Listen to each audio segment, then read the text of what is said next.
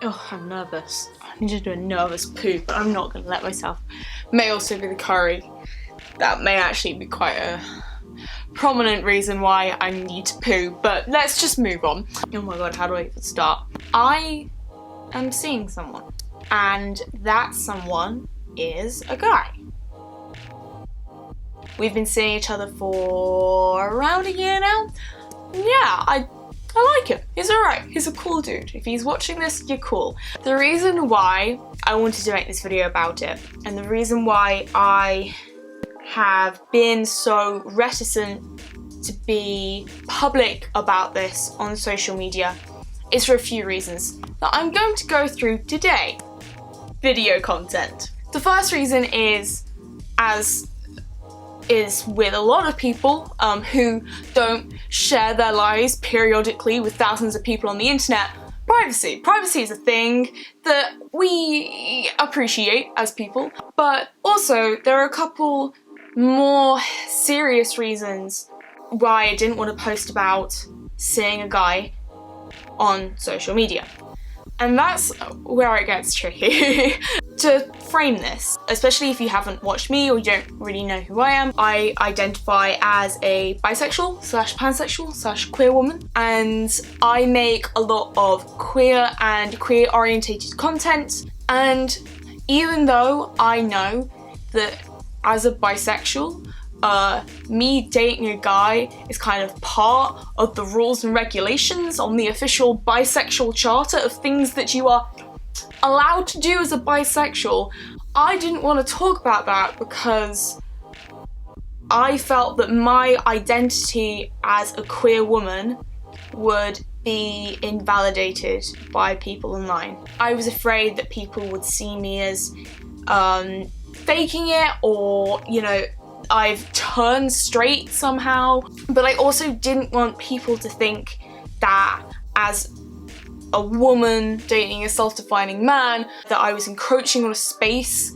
that they felt I was no longer part of, or talking about a topic which I could no longer contribute up-to-date, accurate information on, or whatever the fuck that means. And I recognise that no one has ever said that to me, and therefore 99% of this is my own biphobia that's been absorbed here in my brain and in my body. But also there is another aspect of this, and that is the way that we treat bisexual people in straight perceiving relationships, and also sometimes the rhetoric that people have in the LGBT community about straight relationships. Now, before you shoot me, please understand, just listen and try and understand what I'm saying here, okay?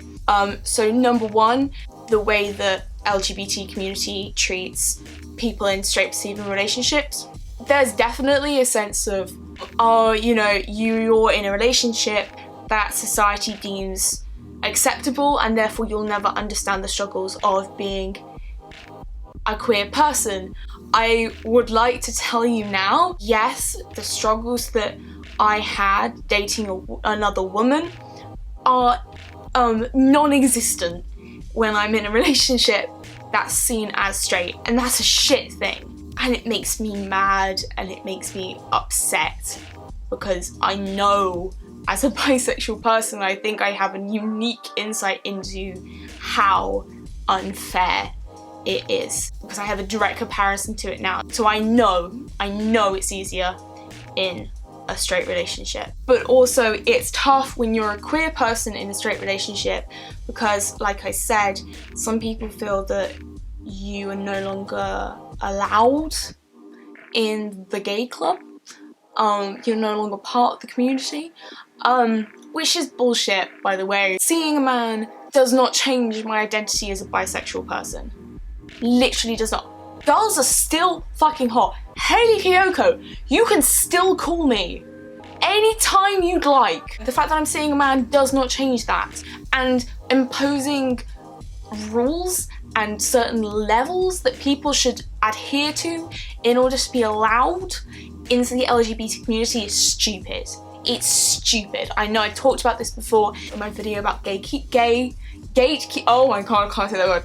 Gay gatekeeping, and it's the same thing that I'll say now, is you can't put rules over who and who isn't allowed in the queer club, okay? We're queer. We're here. We're all allowed in the club. It's kind of part of the parcel. Do you self-define as queer? Yes? Welcome to the club. Oh my god, it's as easy as that. Even though I know these things, it's still something that definitely does affect me and does affect my confidence and my confidence to talk about things like this online. Another aspect that made me wary of posting about being in a straight perceived relationship online is the way that sometimes LGBT people talk about straight relationships. Now, I do not believe that you can be heterophobic. Homophobia, just like racism or any other type of discrimination, is based off a structural unfairness in our society. Obviously, straight people have never, ever once been discriminated against because of the gender of the people in their relationship. We live in a heteronormative world, guys, okay? We know. So in that sense, I'm not talking about heterophobia necessarily from queer people against straight people, but I am talking about this rhetoric of like, you see like Twitter funny stories about it, about like girls who have like, you know, left their boyfriends to be with girls, and people are like, yes, queen, and that's so great, that's amazing, haha, moving up in the world. On the one hand, yes, good, that's amazing that you are with someone that you love and you have not let society's homophobia affect your choice over who you love.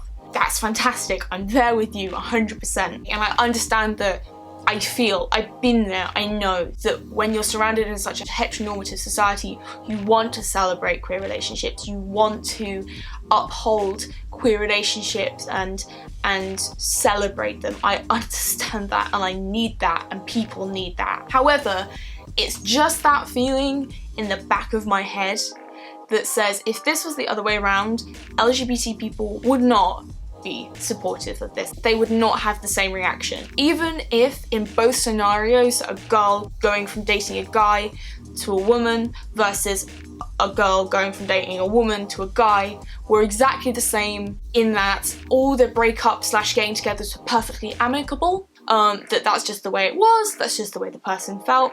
I can't help but feel that the reaction would be completely different. I think there would be people going, ew, why did you do that? Guys are gross. Which most of them are, let's be honest. We all know this. But being like, ew, guys are gross, they're not part of the club anymore. They're not doing that anymore. They've got it better now, so they don't need us. And I've needed the LGBT community just as much this year as I have done every single other year in my life. Whether I'm dating a woman, whether I'm dating a man, whether I'm dating a non-binary person, whether I'm dating a gender non-conforming person, I need the LGBT community because I am part of that community. But I don't feel that, or at least I feel like people aren't going to accept me as such dating a man. Rebecca Shoptaw, who's an amazing filmmaker, who does amazing queer films, she described it as, imagine everyone's part of a club. You're all part of the pottery club. You just love pottery. And someone who's part of the pottery club, they're like, hey guys, I'm dating this person and guess what? They love pottery too. And you're like, oh my God, this person's great. They love pottery. We love pottery. Pottery is fantastic. This is the pottery lovers club. And you're like, great, and you have a great time. And maybe that person and their partner, you know, who both love pottery, maybe, you know, like they don't want to be together anymore, so they separate. And everyone's like, oh, that's sad, but okay, it was, you know, it was the right thing to do. And then they find someone else, and that other person is not interested in pottery. They're still a perfectly fine person. They're just not interested in pottery. And of course, it's natural that people will be like, okay, you're still cool, but you're never gonna be like, have that same relationship as you did with your friend's partner who liked the pottery. Like, so in that sense, I get it. It's a case of you have similar life moments as the people who are the same orientation as you, to people who are dating people who are of the same orientation and life experience as you. But still, we need to be nice to non-pottery people. They're just wayward pottery souls who don't understand pottery. There needs to be a greater level of empathy and love for bisexual versus queer, such as pansexuals versus polysexual people who are in straight perceived relationships. There needs to be more support, there needs to be more love, and there needs to be more vocal acceptance and love for people who are in those relationships, because otherwise it feels like you're just not allowed to be part of the club anymore. Or, you know, we'll accept you, but actually we don't want you here anymore. And that's what I feel, or at least that's what I've internalized because of what people in the LGBT community have said. So yeah, that was my rant. Sorry if that made no sense. Celebrate love in all its forms. Recognise the fact that straight people and straight perceiving people have never had to face discrimination because of who they're dating, but also recognise that's the system's problem. That's a problem with the system, not with those individuals. The tea is hot today. That was my rant. Be nice to people. Speaking of being nice to people, be you and buy my shirts. Link will be in the description. I think I'm gonna extend the deadline to when the shirts are available to the 2nd of, what month will it be? Jesus Christ, October? God, October, yes, it's the 2nd of October. So all of y'all who are getting all of your pay slips in and then spend money on my shirt, please go buy my shirts. 20% of the proceeds go to Young Mind, which is a charity helping young people with their mental health. What's wrong with that? Okay, right, that was my video. Okay, buys. Ha! A Freudian slip, as it were there, folks. Bye, guys. Bye.